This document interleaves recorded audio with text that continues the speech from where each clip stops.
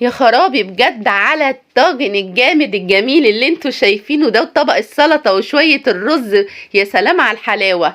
لما دخلت عندي المطبخ بصيت لقيت حتة لحمة حمراء لكن جميلة جدا، وكمان ده دي كانت موجودة بقالها فترة عندي، فبصراحة فرحت جدا وقلت لازم ان انا اشوحها في الطاسة بتاعت امي الله يرحمها، وقلت اعمل بيها احلى طاجن بطاطس تحفة يا جماعة.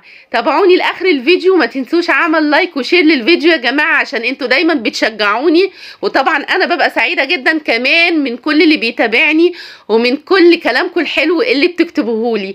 دلوقتي انا جبت حتة زبدة على شوية زيت صغيرين خالص، وابتديت ان انا ادي الصدمة للحمة، وبعدين كنت مجهزة المية المغلية، وبعدين حطيت فيها اللحمة بعد ما اديتها الصدمة زي ما انتوا شايفين كده.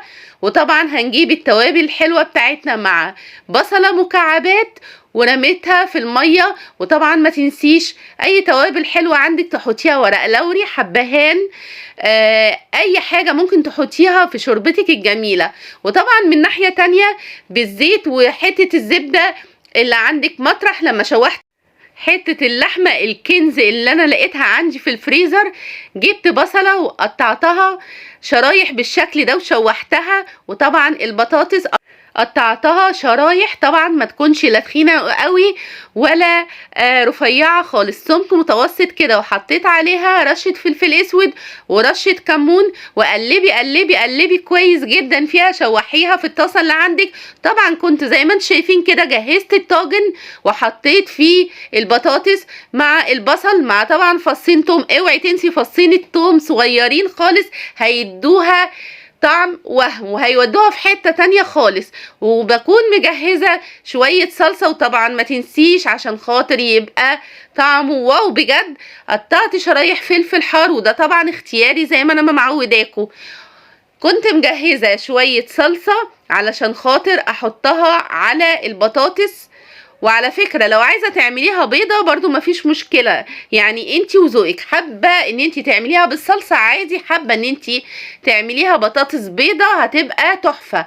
وطبعا حطيت عليها شوية الشوربة واللحمة، وزي ما انتوا شايفين كده عمالة تبقبق في الفرن، كانت طالعة وهم، انتوا اللي تحكموا على الشكل، وكمان كانت انتوا اللي تشوفوا هي بتتفكك منها لنفسها. تحفة كانت بجد، اكلة واو بجد. وعملت احلى رز بالشعرية وشوية سلطة جنب اكلتنا دي. ما تنسونيش تشجعوني دايما باللايك الحلو بتاعكم علشان ده بيبسطني جدا. ورمضان كريم عليكم وعلى احبابكم يا رب، واتمنى دايما تقولولي بتتابعوني من انهي بلد. متشكرة جدا ليكم حبايبي، والسلام عليكم ورحمة الله وبركاته.